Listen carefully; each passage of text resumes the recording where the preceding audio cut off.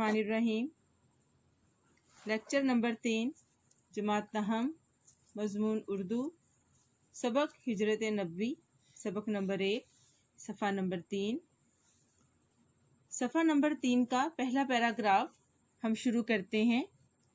کفار نے جب آپ صلی اللہ علیہ وآلہ وسلم کے گھر کا محاصرہ کیا اور رات زیادہ گزر گئی تو قدرت نے ان کو بے خبر کر دیا۔ جب کفار نے یہ منصوبہ بنا لیا کہ حضرت صلی اللہ علیہ وسلم کو وہ اپنے گھر میں ہی قتل کر دیں گے، تو اس مقصد کے لیے کفار نے آپ کے گھر کو گھیرے میں لے لیا، اور جب رات زیادہ گزر گئی تو اللہ تعالیٰ کی طرف سے انہیں اونگ آ گئی، اللہ نے انہیں غافل کر دیا۔ حضرت صلی اللہ علیہ وسلم ان کو سوتا چھوڑ کر باہر آئے، کعبے کو دیکھا اور فرمایا، مکہ تو مجھ کو تمام دنیا سے زیادہ عزیز ہے، لیکن تیرے فرزند مجھ کو رہنے نہیں دیتے۔ ہر شخص کو اپنی جنم بھومی سے، جہاں وہ پیدا ہوتا ہے، وطن ہوتا ہے، جو وطن ہوتا ہے کسی بھی انسان کا، اس سے بہت زیادہ محبت ہوتی ہے۔ بالکل اسی طرح حضرت محمد صلی اللہ علیہ وآلہ وسلم بھی وطن کی محبت سے سرشار تھے، اور اپنا وطن چھوڑنے کو ان کا بالکل دل نہیں کرتا تھا، لیکن حالات ایسے ہو گئے کہ انہیں مجبوری میں مکہ چھوڑنا پڑا۔ جب وہ اپنے گھر سے باہر آئے، کعبے پر نظر پڑی تو فرمایا کہ کعبے کے مکہ تو مجھے ساری دنیا سے زیادہ پیارا ہے، لیکن یہاں کے لوگوں نے میرا یہاں جینا مشکل کر دیا ہے۔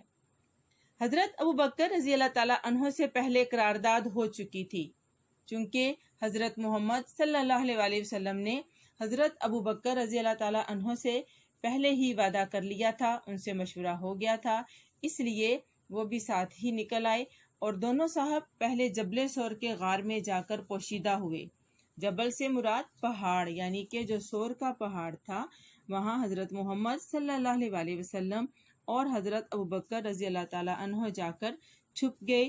یہ غار آج بھی موجود ہے اور بوسہ گاہ خلائق ہے۔ یہ غار آج بھی موجود ہے اور مخلوق کے چومنے کی جگہ ہے۔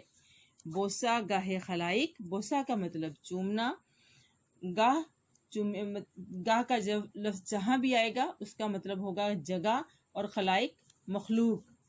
جیسے کہتے ہیں عبادت گاہ، عبادت کرنے کی جگہ، جنازے گاہ، جنازے پڑھنے کی جگہ، عید گاہ پڑھنے کی جگہ، بوسہ گاہ بوسہ لینے کی جگہ، چومنے کی جگہ۔ حضرت ابوبکر رضی اللہ تعالیٰ عنہ کے بیٹے عبداللہ جو نوخیز جوان تھے، یعنی کہ حضرت ابوبکر رضی اللہ تعالیٰ عنہ کے بیٹے جو نئے جوان ہوئے تھے، وہ بھی حضرت محمد صلی اللہ علیہ وسلم اور حضرت ابوبکر صدیق کے ساتھ شب کو غار میں ساتھ ہوتے، صبح منہ اندھیرے شہر چلے جاتے اور پتہ لگاتے کہ قریش کیا مشورہ کر رہے ہیں۔ وہ حضرت ابوبکر رضی اللہ تعالیٰ عنہ کے بیٹے جو عبداللہ تھے، وہ رات کو ان کے ساتھ غار میں سو جاتے، اور صبح ہوتے ہی منہ اندھیرے وہاں سے نکل جاتے اور جا کر یہ کھوج لگانے کی، جاننے کی، معلوم کرنے کی کوشش کرتے کہ قریش جو ہے آئندہ ان کی کیا منصوبہ سازی ہو رہی ہے۔ جو کچھ خبر ملتی شام کو آ کر حضرت صلی اللہ علیہ وسلم سے عرض کرتے، پھر جب جو کچھ بھی وہاں کے حالات ہوتے، شام کو جب واپس آتے تو حضرت محمد صلی اللہ علیہ وسلم سے آ کر بیان کرتے۔ حضرت ابوبکر رضی اللہ تعالیٰ عنہ کا غلام کچھ رات کے بکریاں چرا کر لاتا، آپ صلی اللہ علیہ وسلم اور حضرت ابوبکر رضی اللہ تعالیٰ عنہ ان کا دودھ پی لیتے۔ حضرت ابوبکر رضی اللہ تعالیٰ عنہ کے غلام نے ان کی خدمت کچھ اس طریقے سے کی کہ جب وہ بکریاں چرا کر لاتا تو اپنی بکریوں کا دودھ دونوں صحاب، یعنی کہ حضرت محمد صلی اللہ علیہ وسلم اور حضرت ابوبکر رضی اللہ تعالیٰ عنہ کی خدمت میں پیش کرتے۔ 3 دن تک صرف یہی غذا تھی، لیکن ابن ہشام نے لکھا ہے کہ روزانہ شام کو اسماء رضی اللہ تعالیٰ عنہا گھر سے کھانا پکا کر غار میں پہنچا آتی تھیں۔ اسی طرح 3 راتیں غار میں گزاری۔ کہا یہ جاتا ہے کہ 3 دن تک صرف یہی خوراک، یعنی کہ حضرت ابوبکر رضی اللہ تعالیٰ عنہ کا غلام جو دودھ لاتا تو یہی دودھ پی کر دونوں صحاب یعنی کہ حضرت محمد صلی اللہ علیہ وسلم اور حضرت ابو بکر رضی اللہ تعالیٰ عنہ اپنا وقت گزارتے، لیکن کچھ کتابوں میں یہ بھی ملا ہے جس کے پہنچانے والے ہیں ابن ہشام نے بتایا ہے کہ حضرت اسماء رضی اللہ تعالیٰ عنہ روزانہ کھانا پکا کر غار میں پہنچانے کی ذمہ داری ادا کرتی رہیں۔ اسی طریقے سے 3 راتیں غار میں گزر گئیں۔ یہاں بیٹا یہ دیکھیں ابن ہشام کنیت ہے، گرامر کی روح سے ابن ہشام کنیت ہے۔ اب آتے ہیں دوسرے پیراگراف کی طرف۔ صبح قریش کی آنکھیں کھلی تو پلنگ پر حضرت صلی اللہ علیہ وسلم کی بجائے جناب امیر تھے رضی اللہ تعالیٰ عنہ تھے، جناب امیر یعنی کہ حضرت علی رضی اللہ تعالیٰ عنہ۔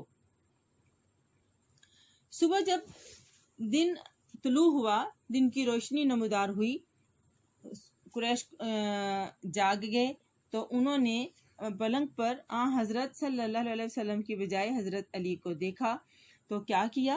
ظالموں نے آپ رضی اللہ تعالیٰ عنہ کو پکڑا اور حرم میں لے جا کر تھوڑی دیر محبوس رکھا اور چھوڑ دیا۔ تو جب انہوں نے دیکھا کہ پلنگ پر حضرت محمد صلی اللہ علیہ وسلم تو نہیں ہیں، ان کی جگہ حضرت علی ہیں، غصے میں آ گئے اور غصے کا اظہار کس طریقے سے کیا کہ آپ کو پکڑا اور حرم میں لے جا کر تھوڑی دیر محبوس رکھا یعنی کہ قید میں رکھا اور چھوڑ دیا۔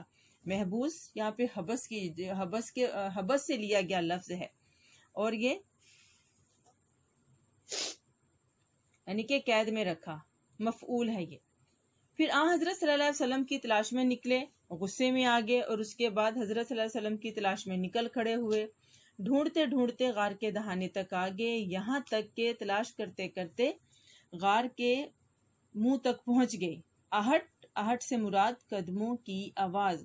حضرت ابو بکر رضی اللہ تعالیٰ عنہ کو جیسے ہی قدموں کی چاپ سنائی دی، قدموں کی آواز سنائی دی تو آپ غمگین ہو گئے اور حضرت صلی اللہ علیہ وسلم سے عرض کیا کہ اب دشمن اس قدر قریب آ گئے ہیں کہ اگر اپنے قدم پر ان کی نظر پڑ جائے تو ہم کو دیکھ لیں۔ آپ صلی اللہ علیہ وسلم نے فرمایا لا تحزن ان اللہ معنا۔ یہ جو آیت ہے سورہ توبہ کی 40ویں آیت ہے۔ تو جب حضرت محمد صلی اللہ علیہ وسلم سے انہوں نے گزارش کی کہ اب تو دشمن اس قدر ہمارے قریب پہنچ چکے ہیں کہ اگر وہ اپنے پاؤں کی طرف نیچے کی طرف نظر دیکھیں اور ان کی سیدھ میں ان کی نظر غار کے دہانے تک پہنچ جائے تو پھر ہم بچ نہیں پائیں گے، تو وہ ہمیں پکڑ لیں گے۔ لیکن حضرت محمد صلی اللہ علیہ وسلم نے فرمایا چونکہ وہ پر یقین تھے، اللہ تعالیٰ کی مدد ساتھ تھی، اللہ تعالیٰ کے حکم سے سب کچھ ہو رہا تھا، تو انہوں نے انہیں حوصلہ دیا کہ آپ گھبرائیں نہیں کیونکہ اللہ تعالیٰ ہمارے ساتھ ہیں، خوف زدہ نہ ہوں، اللہ تعالیٰ ہماری ضرور مدد کرے گا۔ قریش نے اشتہار دیا تھا کہ جو شخص محمد صلی اللہ علیہ وسلم کو یا ابو بکر رضی اللہ تعالیٰ عنہ کو گرفتار کر کے لائے گا تو اس کو ایک خون بہا کے برابر یعنی 100 اونٹ انعام دیا جائے گا۔ صفحہ نمبر 3 کے پیراگراف نمبر 3 میں اب دوسری طرف قریش مکہ کی حالت بیان کی گئی ہے کہ جب انہوں نے حضرت محمد صلی اللہ علیہ وسلم کو پکڑ نہ سکے تو انہوں نے کیا کیا، ادھر اشتہار دے دیا، مشہوری کروا دی اور ساتھ میں یہ انعام بھی رکھ دیا کہ جو شخص محمد صلی اللہ علیہ وسلم یا حضرت ابو بکر رضی اللہ تعالیٰ عنہ کو گرفتار کر کے لائے گا اس کو ایک خون بہا کے برابر یعنی 100 اونٹ۔ اس وقت یہ رواج تھا کہ اگر کسی سے کوئی قتل ہو جاتا تو خون بہا دیا جاتا تھا، تو خون بہا کتنا ہوتا تھا؟ تقریباً 100 اونٹ، اور یہ انعام بہت بھاری تھا، بہت بڑا تھا۔ سراقہ بن جوشم نے سنا تو انعام کی امید میں نکلا۔ سراقہ بن جوشم نے جب یہ سنا تو کیا ہوا، وہ لالچ میں آ گیا اور لالچ اور انعام لینے کی غرض سے نکل کھڑا ہوا۔ سراقہ بن جوشم بھی یہاں پر کنیت ہے۔ عین اس حالت میں کہ آپ صلی اللہ علیہ وسلم روانہ ہو رہے تھے اس نے آپ صلی اللہ علیہ وسلم کو دیکھ لیا اور گھوڑا دوڑا کر قریب آ گیا۔ ہوا یوں کہ اچانک ایسا اتفاق ہوا کہ جب کہ رسول اکرم صلی اللہ علیہ وسلم روانہ ہو رہے تھے عین اس وقت اس کی نظر آپ صلی اللہ علیہ وسلم پر پڑ گئی۔ اس نے کیا کیا، اپنے گھوڑے کی رفتار تیز کر لی اور حضرت محمد صلی اللہ علیہ وسلم کے قریب پہنچ گیا۔ لیکن اللہ تعالیٰ کی طرف سے کیا ہوا کہ گھوڑے نے ٹھوکر کھائی، وہ گر پڑا۔ उस वक्त घोड़ा आगे जाने की पोजीशन में ना रहा, उसको ठोकर लगी और वो जमीन पर गिर गया। तरकश से फाल के तीर निकाले के हमला करना चाहिए या नहीं। तरकश से मुराद बेटा ये है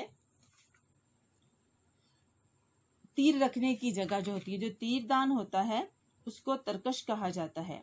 और फाल का मतलब ये है एक इल्म जिससे किसी काम के मुस्बत या मनफी नताइज का मालूम किया जाता है। ये पहले से मालूम किया जाता है कि क्या ये काम हमारे हक में है या नहीं, या इसे करना चाहिए या नहीं। उस वक्त फाल ये निकली कि ये काम उनका पीछा करना उसके हक में मुनासिब नहीं है।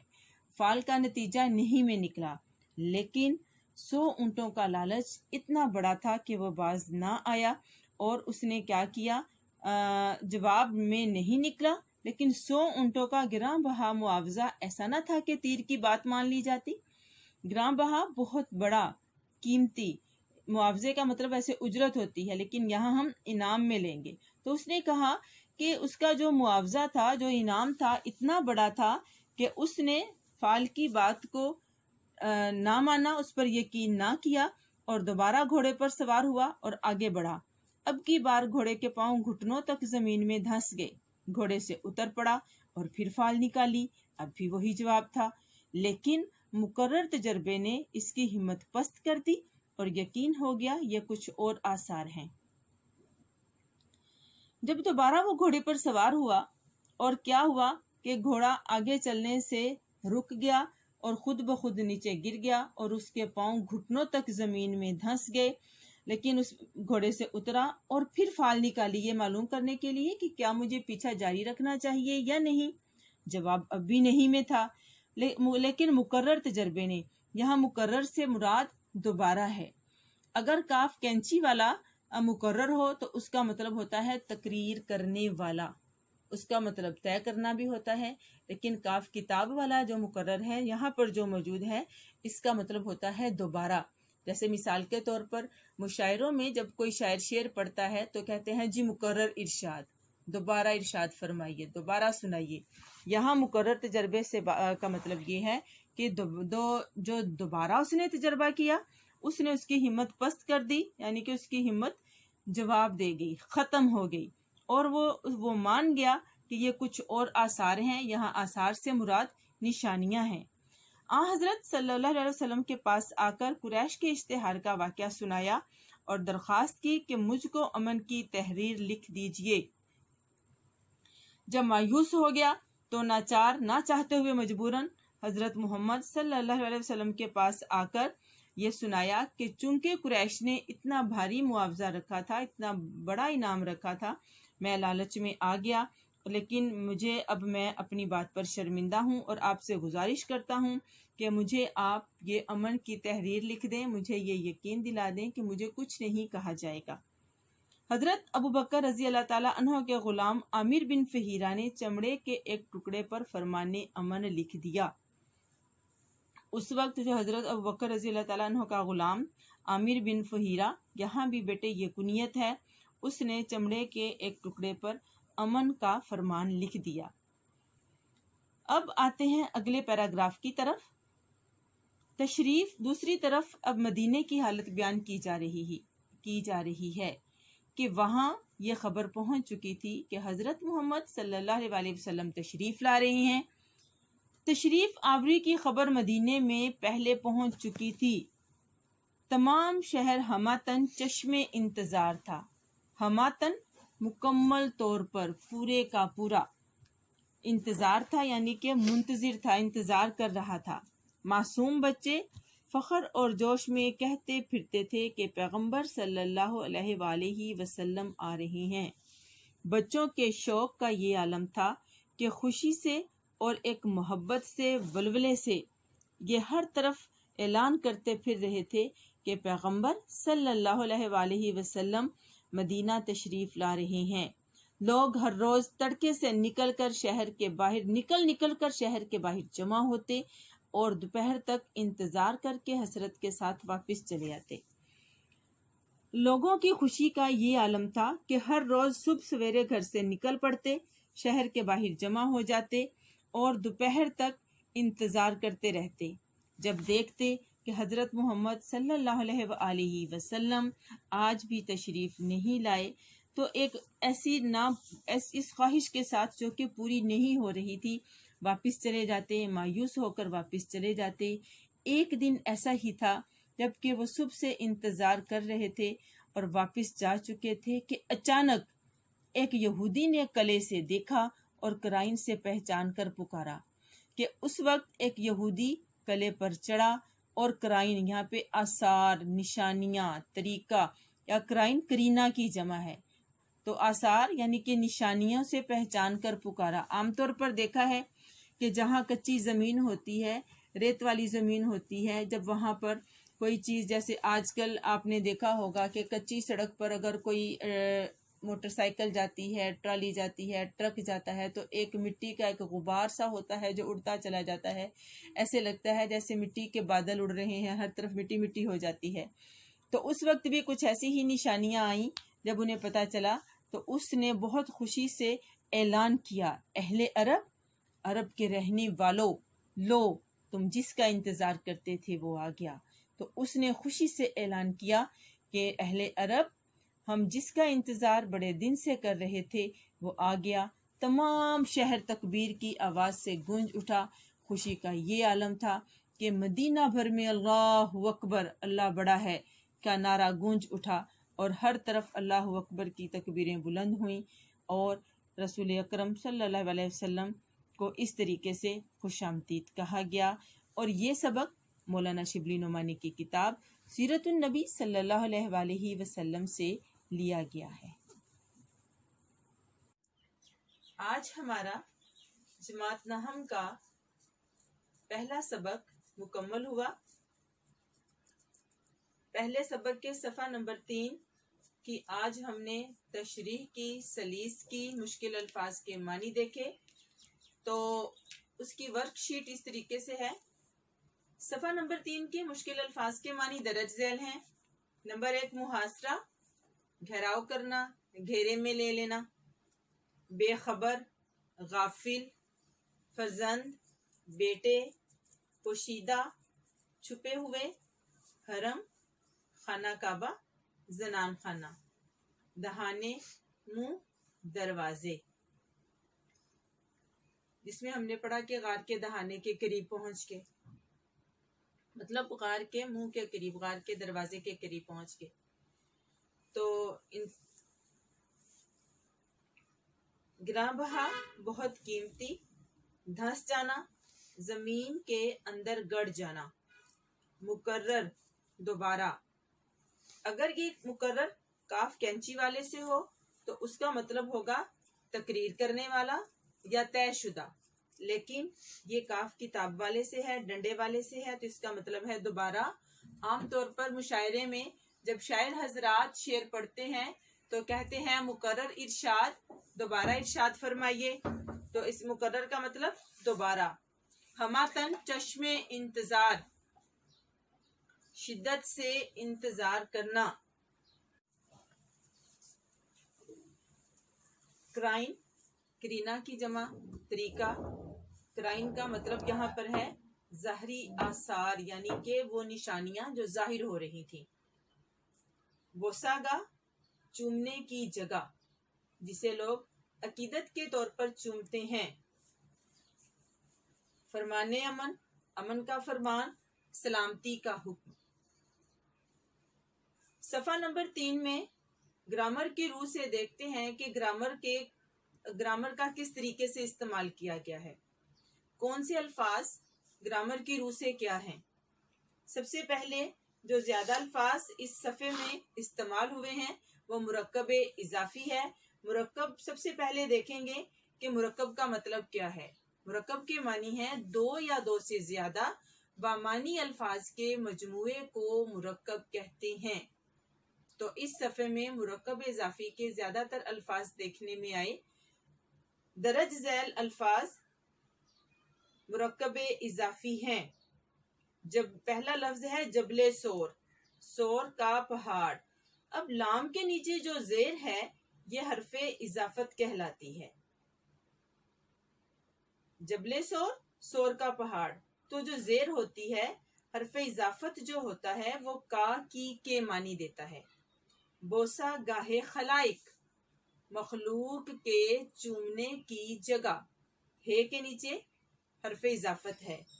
فرمانے امن امن کا فرمان سلامتی کا حکم امن کا فرمان امن کا حکم. اس میں نون کے نیچے حرف اضافت ہے. چشم انتظار انتظار کرنے والی آنکھ. میم کے نیچے زیر ہے جو کہ حرف اضافت ہے. اہل عرب عرب کے رہنے والے. لام کے نیچے زیر ہے جو حرف اضافت ہے اور کا کی کے معنی دیتی ہے. صفحہ نمبر 3 میں درج ذیل الفاظ گرامر کی روح سے مرکب اضافی ہیں. اس کے علاوہ کنیت کے بھی کافی زیادہ الفاظ ہمیں دیکھنے میں ملے. صفحہ نمبر 3 میں درج ذیل الفاظ جو ہیں ان میں کنیت کے گرامر کی روح سے یہ کنیت ہیں. جیسے ابن حشام اس میں ابن کنیت ہے. سراقہ بن جوشم اس میں بن کنیت ہے. عامر بن فہیرہ اس میں بھی بن کنیت ہے. ابو بکر اور اس میں ابو کنیت ہے. آج ہم نے صفحہ نمبر 3 مکمل کیا. اگلے لیکچر میں ہم خلاصہ جات کے اہم نکات لکھیں گے اور اس کے علاوہ جو ہماری مشق ہے وہ ہم مکمل کر لیں گے. بیٹا آپ نے اپنی بک ساتھ جب بھی آپ اردو کا لیکچر لیتے ہیں تو اپنی بک ساتھ کھول کر بیٹھا کریں، کیونکہ میں پیراگراف کی تبدیلی کے ساتھ ایک ایک لائن پر میں آپ کو بتاتی رہتی ہوں. بعض اوقات الفاظ ویزیبل نہیں ہوتے. اور بہت توجہ سے. بہت شکریہ. السلام علیکم ورحمۃ اللہ وبرکاتہ.